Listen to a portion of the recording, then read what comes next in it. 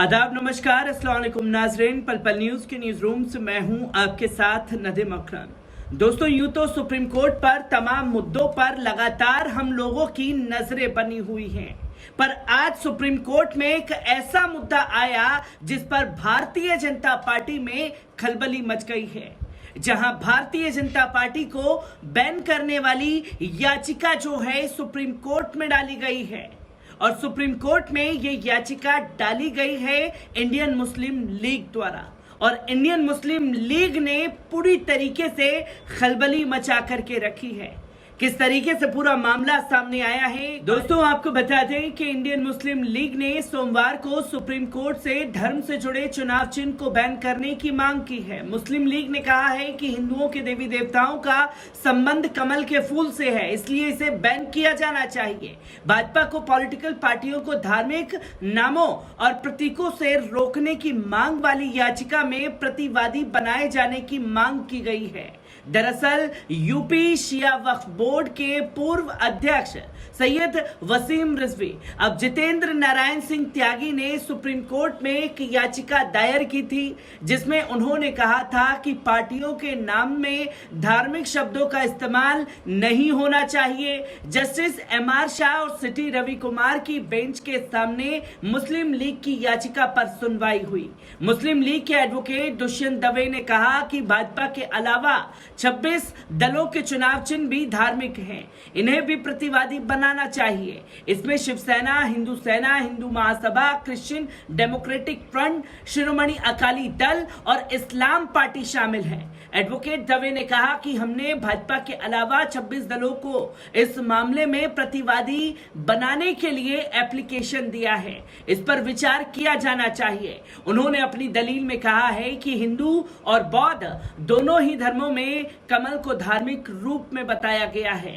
भारत के पूर्व attorney general और सीनियर एडवोकेट के वेणुगोपाल मामले में याचिका के खिलाफ एआईएमआईएम की तरफ से कोर्ट में पेश हुए। उन्होंने याचिका पर ही सवाल खड़े कर दिए। वेणुगोपाल ने कहा कि याचिका दायर करने वाली पार्टी के किसी भी मौलिक अधिकार का हनन नहीं हो रहा, इसलिए याचिका को खारिज कर देना चाहिए। उन्होंने कहा कि पहले से इस मामले से जुड़ा एक मामला दिल्ली कोर्ट में लंबित है।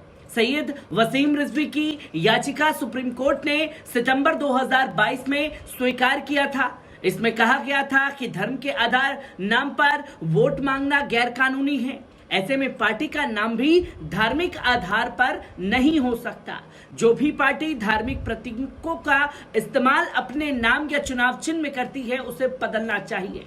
आपको बता दें कि कुछ ही दिन पहले तमिलनाडु के मुख्यमंत्री एमके स्टालिन ने केंद्र में सत्तारूढ़ भाजपा पर हमला करते हुए कहा था कि जो लोग देश में सिर्फ एक धर्म, एक भाषा की अवधारणा के विचारधारा का समर्थन करते हैं, वे सामाजिक न्याय के पूरे खिलाफ है।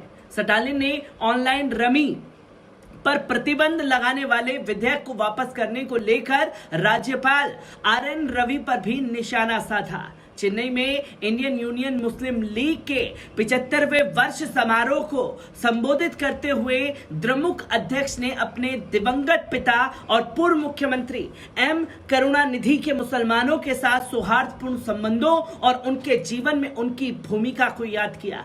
उन्होंने कहा कि 3 अवधारणाओं, सामाजिक न्याय, भाईचारा और दूसरा समानता, में अकेले भारत की रक्षा करने की शक्ति है। भाजपा पर परोक्ष रूप से निशाना साधते हुए उन्होंने कहा कि जो लोग भारत को एक ही अवधारणा के देश में बदलना चाहते हैं, जैसे एक धर्म, एक भाषा, एक संस्कृति, एक भोजन, एक चुनाव और एक परीक्षा, वे सामाजिक न्याय के खिलाफ है, वे भाईचारा और समानता के भी खिलाफ है। राज्यपाल रवि पर निशाना साधते हुए सीएम स्टालिन ने कहा कि ऑनलाइन रमी पर प्रतिबंध को भी मंजूरी नहीं दी गई है। उन्होंने कहा कि ऑनलाइन रमी को प्रतिबंध करने वाले विधेयक को 4 महीने तक लंबित रखने के बाद राज्यपाल आज कह रहे हैं कि राज्य सरकार के पास ऐसा कानून बनाने का अधिकार ही नहीं है। स्टालिन राज्यपाल से सवाल किया कि क्या वे ऐसे राज्य के राज्यपाल हैं जिसके पास इतना आम कानून बनाने का भी अधिकार नहीं है। वहीं द्रमुक के मुखपत्र मुरसोली ने ऑनलाइन जुए पर प्रतिबंध लगाने वाले विधेयक को लौटाने पर तमिलनाडु के राज्यपाल RN रवि पर निशाना साधा। सत्तारूढ़ दल ने अपने मुखपत्र में ऑनलाइन जुए के संबंध में चिंता जताई थी और कहा था कि इसके अलावा से राज्य में आत्महत्याओं की संख्या बढ़ रही है।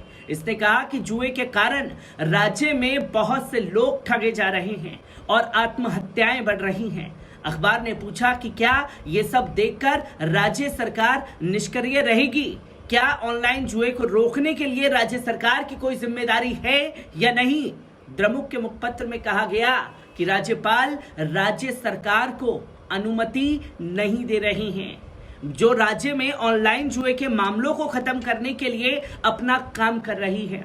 बिल वापस करने के राज्यपाल के फैसले पर तंज कसते हुए मुरासोली ने अपने आंख में लिखा कि बहादुर राज्यपाल सार्वजनिक रूप से ऑनलाइन जुए का समर्थन नहीं कर रहे हैं।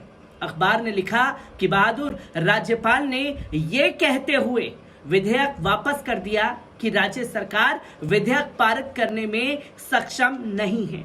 इसके बजाय उन्हें कहना चाहिए कि ऑनलाइन रमी पर प्रतिबंध नहीं लगाया जाना चाहिए, क्योंकि ये एक अच्छा खेल है जो महाभारत के समय से चला आ रहा है।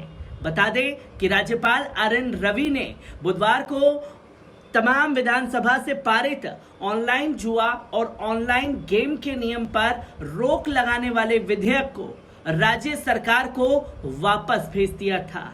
मुख्यमंत्री स्टालिन ने यह भी कहा कि इंदिरा गांधी ने द्रमुक से आपातकाल का विरोध न करने का आग्रह किया था, लेकिन तत्कालीन मुख्यमंत्री दिवंगत M करुणानिधि ने लोकतंत्र को अपने शासन से पहले रखा था और इसका विरोध किया था। स्टालिन ने यहां अन्ना द्रमुक और द्रमुक सहित विभिन्न राजनीतिक दलों के 4000 से ज्यादा लोगों के सत्तारूढ़ द्रमुक में शामिल होने के बाद एक विशाल सभा को संबोधित करते हुए कहा कि दिवंगत प्रधानमंत्री ने करुणानिधि को यह बताने के लिए अपने दूत भेजे थे कि 1975 में लगाए गए आपातकाल का उन्हें विरोध नहीं करना चाहिए और अगर उनकी बात पर ध्यान नहीं दिया तो द्रमुक सरकार को बर्खास्त कर दिया जा सकता है। उन्होंने कहा कि इंदिरा गांधी ने खुद को संकट से बचाने के लिए देश में आपातकाल लगाया, जिसके बाद कई लोगों को गिरफ्तार किया गया और कई नेताओं के खिलाफ तत्कालीन सख्त आंतरिक सुरक्षा रखरखाव अधिनियम यानी कि मीसा के तहत मामला दर्ज किया। स्टालिन ने कहा, हम तब तमिलनाडु में शासन कर रहे थे। उस समय करुणानिधि के लिए एक संदेश था। कहां से? दिल्ली से। उन्होंने कहा कि मैडम इंदिरा गांधी द्वारा नियुक्त संदेशवाहक उन्हें सूचित करते हैं कि आपातकाल का विरोध नहीं करना है और अगर इसका विरोध किया गया तो द्रमुक सरकार अगले ही सेकंड गिर जाएगी। हालांकि करुणानिधि ने उनसे कहा कि उन्हें अपने जीवन की परवाह नहीं है और लोकतंत्र उनके लिए महत्वपूर्ण है। स्टालिन ने याद दिलाया कि बाद में मरीना बीच पर हुई एक जनसभा में करुणानिधि ने आपातकाल के खिलाफ एक प्रस्ताव पेश किया। उन्होंने कहा कि इसके तुरंत बाद द्रमुक सरकार को बर्खास्त कर दिया गया और हम सभी को गिरफ्तार कर लिया गया था, जिसकी तस्वीरें लोगों के सामने आई और आज उन्हीं तस्वीरों को दोहराने की कोशिश भारतीय जनता पार्टी कर रही है, जो कि धर्म के नाम पर तमाम चीजों को बरगलाने की कोशिश लगातार जारी है। हर एक तस्वीर से आपको रूबरू कराता रहूंगा। दीजिए इजाजत।